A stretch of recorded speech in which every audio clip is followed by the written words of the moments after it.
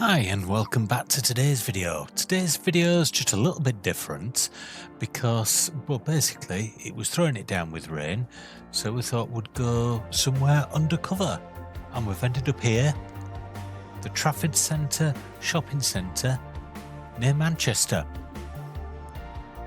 And you can see even from the outside it's decorated a little bit more than most places, most shopping centres anyway. And that is supposedly the coat of arms of the Trafford Centre. I must admit, it does give you a grand feeling to the entrance of the place, doesn't it?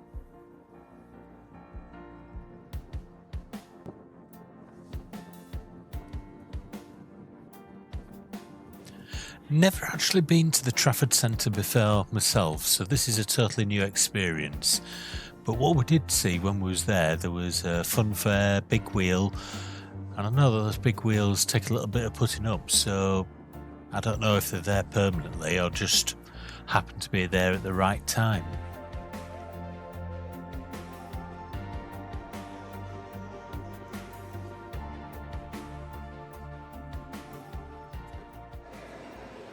The entrance, which is the likes of Five Guys and Las Luguanas, is a home to the world's largest chandelier. It's so big it actually houses its own staircase.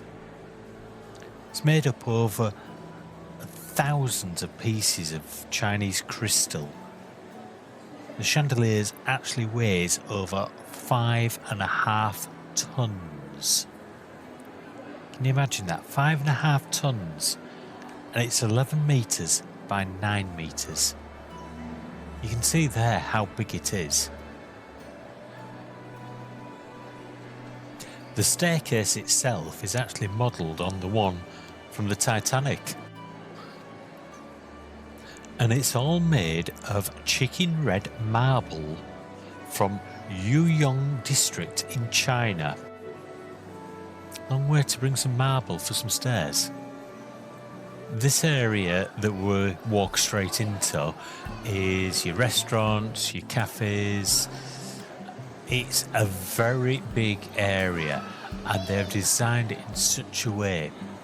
Yeah, you've got your slot machines to look at and play about if you want to, but this is mainly your Pizza Huts, the likes of Nando's you've seen, the sorts of places that you'd expect.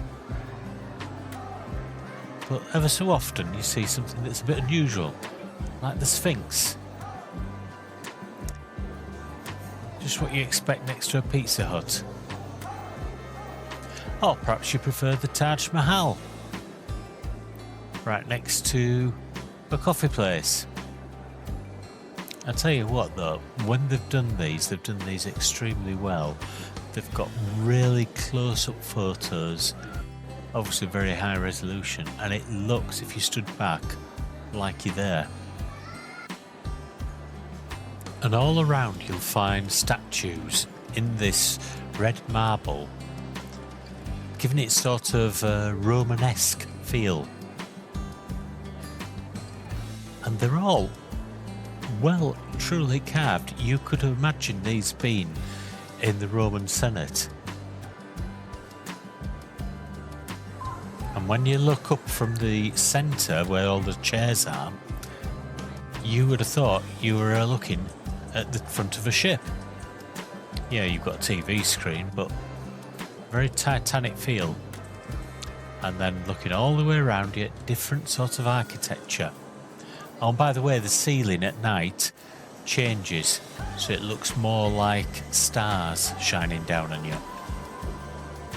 And then you've got your Indian style McDonald's and a few other appropriate shops. And then you get in the middle of it a statue for the man behind Brooke Bond tea.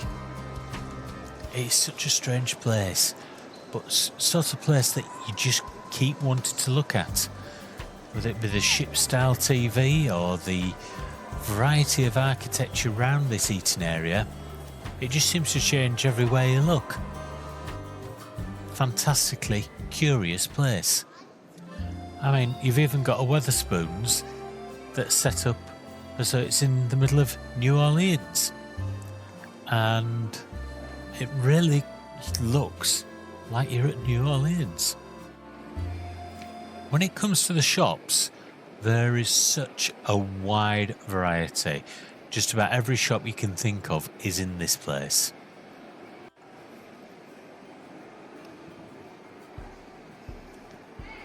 Another thing to be aware of, those palm trees aren't fake.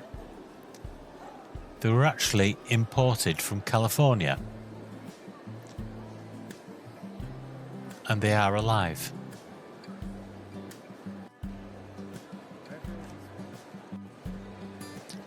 Like most shopping centres, you've got just about every variety of shop possible. We popped our noses in a few, just to give you an idea, like for example, this particular one, which is all candles, bath bombs, the sort of smelly things that you'd probably buy as a gift for someone, but wouldn't necessarily use every day of the week. Or at least that's my opinion. But they did have some very, very nice smelling stuff there.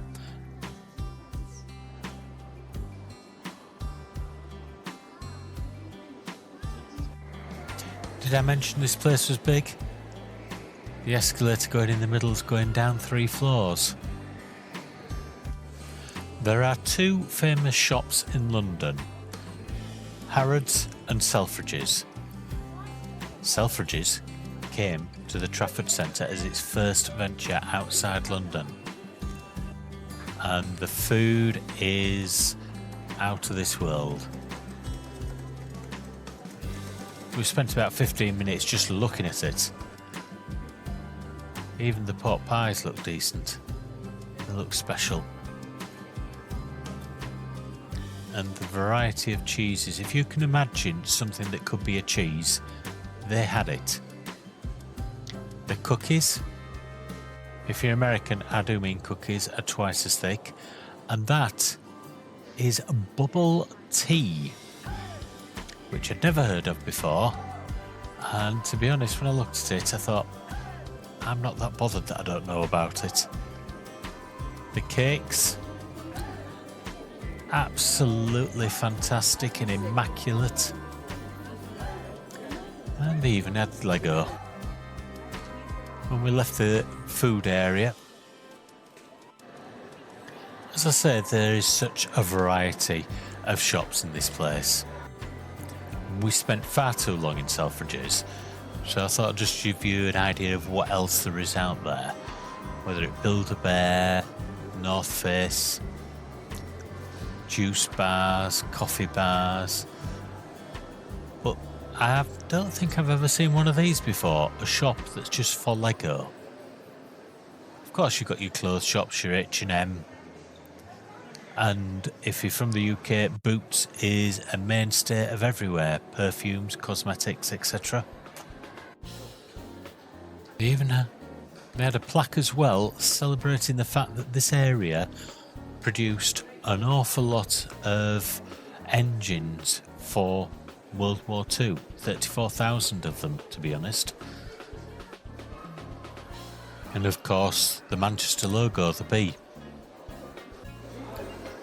When we walked from one side to the other, there's different pathways and different routes you'd expect.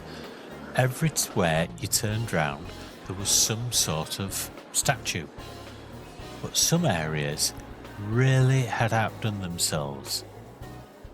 I mean, you're looking at that, a majority of that is just a painting on the wall. And then you have statues like this leading up to this car just up here, which was the car by the chairman, the founder of the place. Unusual commemorative item, but... And again, more statues and busts of the people. I believe that those are actually commemorating the people who helped build it.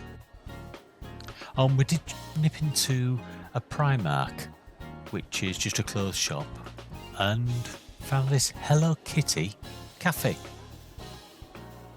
And now to one of the best areas, just pure for looks, is this fountain area here.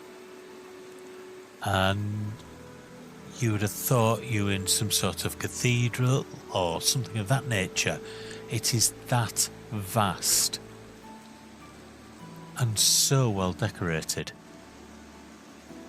This is unlike anything in any shopping centre I've ever seen. The cost that must have been involved to do this, it is literally mind-blowing, and a fountain that literally would fit anywhere in the world into a major city as a centrepiece for the city itself. But this isn't a shopping centre. It's certainly a unique shopping centre. I just cannot believe it's not so much the amount of shops that they've got in it, it's just the size of it and the fact that they've then decorated it with marble. And now we're going down the stairways back into the main area, the stairs that were based on the Titanic stairs. I don't know why you'd base something on a ship that sank, but there you go. There's actually, throughout the whole shopping centre, 3.5 miles of brass. That'd take a bit of cleaning, wouldn't it? Have you ever been to the Trafford Centre? What do you think to it? Let me know in the comments. In the meantime, don't forget to hit that subscribe button, it helps me tremendously and it costs you nothing. And join us on the next video. So bye for now.